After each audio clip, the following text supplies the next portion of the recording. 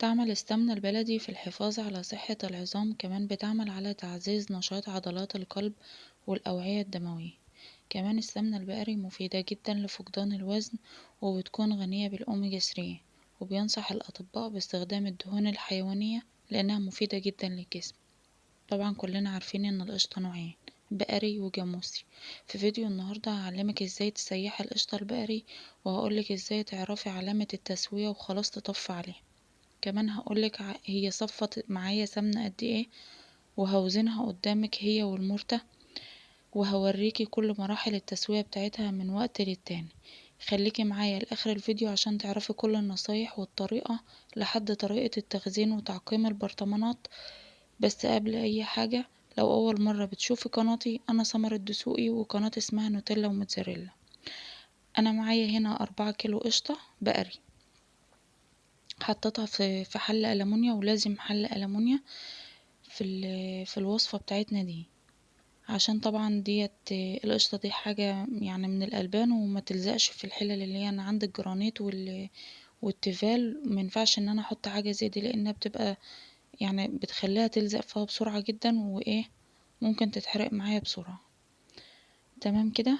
حطيتها طبعا على نار عالية كده بالشكل ده لحد ما ساحت معايا، وقعدت اقلب فيها. طبعا في الوقت ده مش هسيبها خالص، لان بيحصل فوران زي اللبن كده.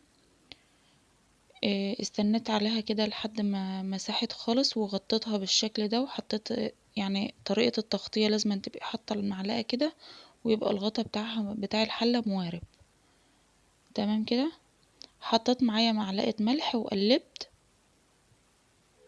طبعا الملح ده بيظبط معاكي الملح اللي بيبقى في المرتة، يعني انت حابة المرتة تكون حادقة، حدقها عالي ولا حدقها واطي، ده حاجة ترجعلك انت. انا حطيت طبعا في ال4 كيلو دول، حطيت فيهم معلقتين ملح.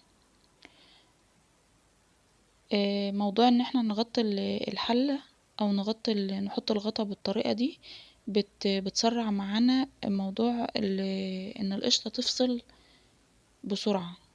انا هنا احتاجت طبعا معلقة ملح كمان، يعني حوالي معلقة كبيرة كده، بس حطيتها على مرتين. بحط طبعا وبدوق من وقت للتاني كده، فبلاقيها محتاجة ملح فبقوم حاطة تاني. وقلبت وغطيت. نظام التقليب طبعا ده كان شكلها بعد نص ساعة. لازم تقلبي من أرضية الحلة، وتجيبي الجوانب معاكي بالشكل اللي انتوا شايفينه ده. تمام كده. اهي شايفين بدأت تفصل معايا بسرعة جدا، علشان انا مغطية الحلة الغطا بتاعها موارب. وهقلب واغطي تاني. طبعا بعد ما هي غلت معايا وبدأ يحصل الفوران ده، انا في الوقت ده بدأت اهدي عليها النار، علشان ما تفرش معايا وتنزل على البوتاجاز تبهدل الدنيا. شايفين انا بقلب ازاي؟ بقلب من ارضية الحلة تقليب كويس جدا. كل الحاجات اللي بتبقى لازقة في الارضية دي انا بشيلها، وبقلب كويس بالشكل اللي انتوا شايفينه ده كده. طبعا لو حتة يعني احمرت معاكي شوية من المرتة اللي بتبقى في الارضية بتاعة الحلة دي، ما تقلقيش خالص، كل ده ما بيبانش في النهاية. تمام كده. شايفين فصلت معايا ازاي؟ بديلها برضو تقليبة، وبلم الجوانب بالشكل ده.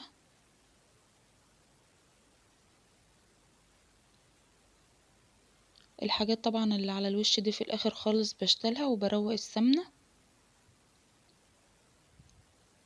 تمام كده.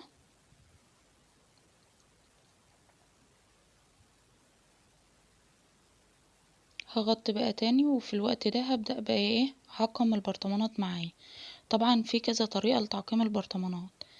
انا معايا هنا فص مستكة، حطيته كده على العين بتاعة البوتاجاز، وهبدأ اجيب البرطمان بتاعي. انا غسلاه ومنشفاه كويس جدا. البرطمانات دي طبعا نظيفة، وانا شاريها مخصوص للسمنة.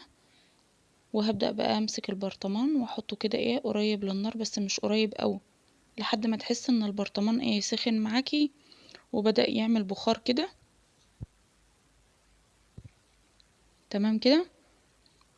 طبعا لو انت مستخدمة برطمانات، يعني عندك برطمانات ازاز ومستخدماها في حاجات تانية وحابة تحط فيها السمنة، بتعقميها في مية مغلية، وبتحط في المية ديت نص معلقة ملح ليمون. الملح الليمون ده طبعا مادة حافظة، او خل. وبتسيبي البرطمانات تغلي لا يقل عن 15 دقيقة. تمام كده. وبعد كده بتطلعيهم، معدتش تلمسيهم بقى، بتسيبوهم لحد ما ينشفوا من نفسهم، او بتسخني فرن، وبتكوني حاطه البرطمانات دي على صينيه، وبتدخليها بتسخني الفرن كويس جدا، وبعدين بتطفيه، وبعدين تقومي مدخله الصينيه بالبرطمانات، وتسيبوهم جوه الفرن لحد ما الفرن يهدى خالص ويبرد. وبعد كده بتقومي مطلعاهم وتستخدموهم عادي. دي كذا طريقه لتعقيم البرطمانات. إيه، ممكن تحط فص المستكة في طاسة صغيرة كده، بس انا حبيت يكون ايه قريب للنار احسن وافضل. اللي معلمني التركة دي بصراحة عمتي، ربنا يصلح حالها ويديلها الصحة، هي اللي علمتني الموضوع ده. تمام كده.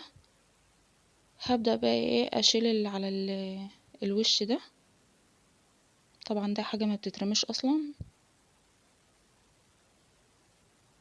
دي هنضيفها في الاخر للمرتة واحنا بنحمرها. تمام كده. هحاول اروق كده السمنة بتاعتي. اهم حاجة الجوانب يا جماعة.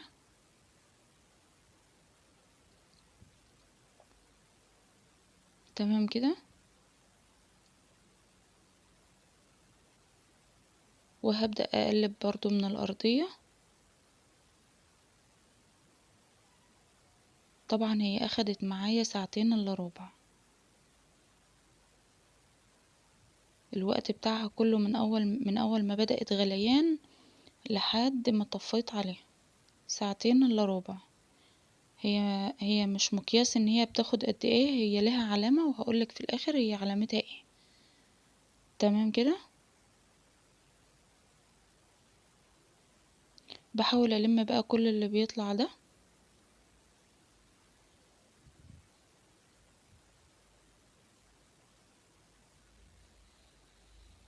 زي ما انتوا شايفين كده. طبعا الفقاقيع اللي انتوا شايفينها الناعمة دي علامة التسوية بتاعتها، يبقى هي كده استوت. وبدأت اطفي عليها، وجبت الميزان ابتدت تهدى شوية كده، يعني لمدة 10 دقايق. وجبت الميزان بتاعي، وجبت حلة تانية خالص فضيتها فيها كده، علشان لو فيه اي حاجة على الوش، يعني انا ما عرفتش اطلعها، بترسى معايا في الارضية وبتخلي السمنة نقية جدا. التركة دي مهمة جدا يا جماعة. فضيتها بقى بالشكل ده وطلعت معايا. يعني هي طلعت معايا 2 كيلو الا جرامات كده، بس في الاخر انا صفيت عليها السمنة اللي باقية او اللي طلعت معايا من بعد تحمير المرتة. يعني قولوا هي جابت معايا 2 كيلو سمنة صافي. حمرت المرتة بالشكل ده على نار هادية لحد ما بقى لونها معايا ذهبي. تمام كده. وهوزنها برضو معاكم. طلعت معايا 826 جرام. شايفين السمنة اللي عليها قد ايه؟ طبعا انا صفتها تاني فوق السمنة اللي انا عملتها. تمام كده. حطيتهم في البولات بالشكل ده، وعلشان طبعا وقت الاكل لما يعني نجيب البولة تخلص نجيب غيرها بالشكل ده. وصفيت البتاع اللي حطيت السمنة في البرطمانات. وبس كده، يا رب اكون قدرت افيدكم ولو بمعلومة صغيرة. والسلام عليكم ورحمة الله وبركاته.